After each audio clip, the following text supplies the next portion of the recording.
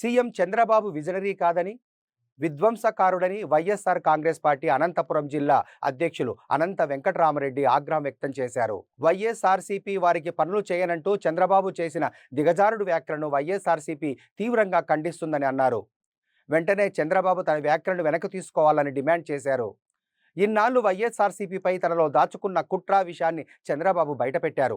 అందరికీ సమన్యాయం చేస్తానని ప్రమాణం చేసిన వ్యక్తి ఇలా మాట్లాడడం సబవేనా? చంద్రబాబు వ్యాఖ్యలపై పవన్ కళ్యాణ్ స్పందించాలి అని ఆయన అన్నారు. చంద్రబాబు నాయుడు గారు మాట్లాడుతూ వైఎస్ఆర్ కాంగ్రెస్ పార్టీ వారికి ఏవైనా కానీ పనులు చేస్తే పాముకు పాలు పోసినట్లే అని చెప్పేసి కూడా కామెంట్ చేయడం జరిగింది. దాన్ని మేము ఖండిస్తున్నాం కూడా.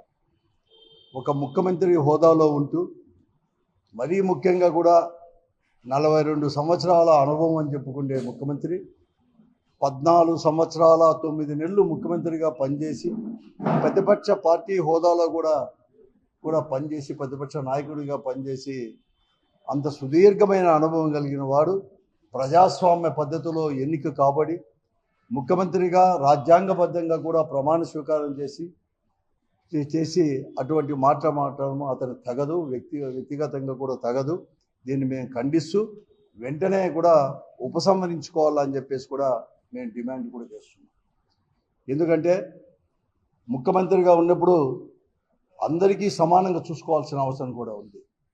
కానీ ముఖ్యమంత్రి కేవలం కొద్ది మంది కంటే నేను అడుగుతూ ఉన్నాను చంద్రబాబు నాయుడు గారిని, మీరు ముఖ్యమంత్రి మీ తెలుగుదేశం పార్టీను, జనసేన, భారతీయ జనతా పార్టీ వారికి మాత్రమే నీకు ముఖ్యమంత్రి, లేకపోతే మీకు ఓటు వేసిన వారికి మాత్రమే ముఖ్యమంత్రి, మిగతా ప్రజలకు మీరు ముఖ్యమంత్రి కాదా అని చెప్పి నేను అడుగుతూ ఉన్నాను.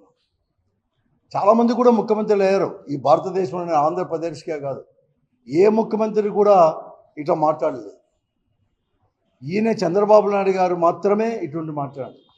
ఇదే జగన్మోహన్ రెడ్డి గారు ముఖ్యమంత్రిగా అయినప్పుడు కూడా వెంటనే కూడా సంక్షేమ కార్యక్రమాలు అందిస్తూ ఒకే ఒక మాట చెప్పారు. అధికారులకు కూడా చాలా స్పష్టంగా అధికారికంగానే ముఖ్యమంత్రి హోదాలోనే ప్రతి సంక్షేమ కార్యక్రమం కానీ ఏది కానీ అందరినీ సమానంగా చూడండి.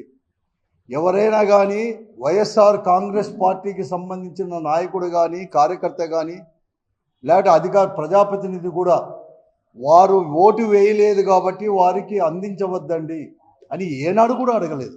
ఏనాడు కూడా అటువంటి చేయొద్దండి, తప్పకుండా కూడా అందరినీ సమానం చూసి ఇవ్వండి అని చెప్పిన ముఖ్యమంత్రి జగన్మోహన్ రెడ్డి గారు అయితే చంద్రబాబు నాయుడు గారు ఇలా చెప్పడం ఇది మొదటి తూరు కూడా కాదు. 2016-17 సంవత్సరంలో అనుకున్నాను ఇతను ముఖ్యమంత్రిగా ఉన్నప్పుడు ఇదే మాట అన్నాడు, మేము వేసిన రోడ్లపైన ఈ వైఎస్ఆర్ కాంగ్రెస్ పార్టీ వాళ్ళు ఎలా నడుస్తారు అని చెప్పి మాట కూడా అన్నాడు. కాబట్టి అతను ఇలా మాట్లాడడం కూడా తగదు. ఇతని కుమారుడు లోకేష్ గారు చాలా రాజ్యాంగేతర శక్తులుగా కూడా ఈరోజు కూడా చేస్తున్నారు. రాజ్యాంగబద్ధంగా ప్రమాణ స్వీకారం చేసి అందరినీ సమానం చూడుకోకుండా లోకేష్ గారు ఏమో రెడ్ బుక్ రాజ్యాంగం ప్రకారం నడుస్తామని చెప్పి అంటున్నాడు.